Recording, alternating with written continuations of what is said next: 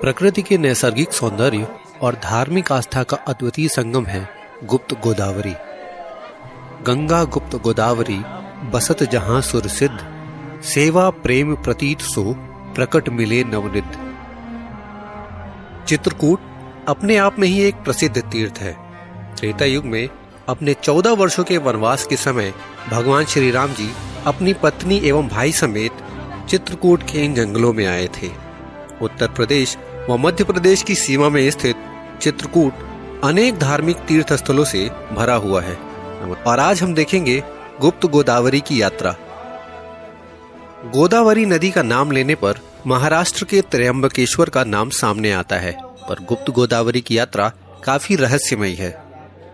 चित्रकूट का हृदय कहे जाने वाले रामघाट से दक्षिण की दिशा में लगभग 18 किलोमीटर की दूरी पर है 2 प्राकृतिक गुफाएं। ऐसी मान्यता है कि भगवान श्री राम की 14 वर्षीय वनवास की यात्रा के पहले ही देवताओं ने इस दैवीय गुफा का निर्माण किया था। प्रथम ही देव ही गिर गुहा राखिर रुचिर बनाए, राम कृपा निधि कछुक दिन वास करेंगे आए। यात्रा मार्ग के दोनों तरफ सजी हुई फूलों की मालाओं की एवं प्रसाद की दुकानों से प्रसाद लेने के बाद यात्री प्रशासन द्वारा निर्धारित टिकट को खरीदकर निर्धारित रास्ते से ऊपर चढ़ते हुए प्रथम प्रवेश द्वार के बाहर पहुंचते हैं। यहाँ की गुफा का रास्ता बहुत ही ज्यादा सकरा है।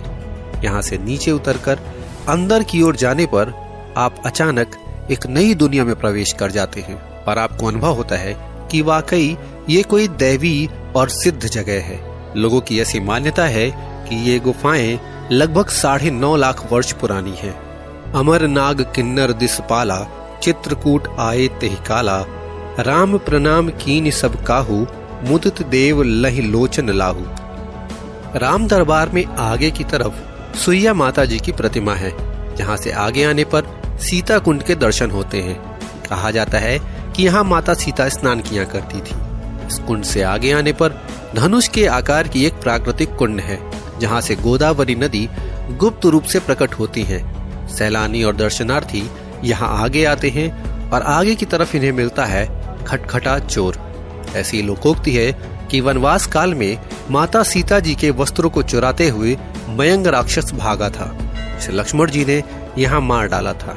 माता सीता के एक बाल से उसे यहाँ लटका कर गुफा में ही बांध दिया था, जिसके लटकने के कारण खटखट की आवाज आती थी और लोग इस जगह को खटखटा चोर कहने लगे। प्रथम गुफा से आगे बाहर आने पर दूसरी ओर हम जाते हैं दूसरी प्रवेश गुफा में। कथा कहती है कि श्री राम जी के चित्रकूट आगमन की जानकारी पाकर महर्षि गौतम की पुत्री गोदावरी जी नासिक से गुप्त रूप में भूमिगत मार्ग से होते हुए यहाँ आके प्रकट हुई थी। इस कारण इस गुफा को गुप्त गोदावरी नाम मिला था।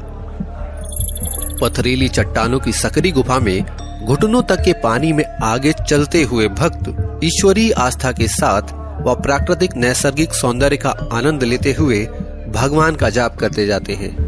गुफा से बहती हुई साफ स्वच्छ पानी की धारा आपको त्रेता युग के समय की घटनाक्रमों का प्रत्यक्ष साक्षी बना देती है।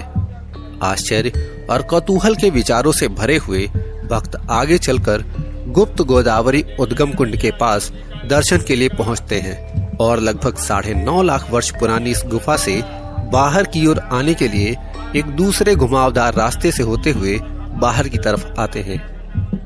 सब सर सिंधु नदी सब नाना, मंदा किनी कर करहि बखाना, उदय अस्त गिरि अरु कैलासु, मंदर मेरु सकल सुरबासु।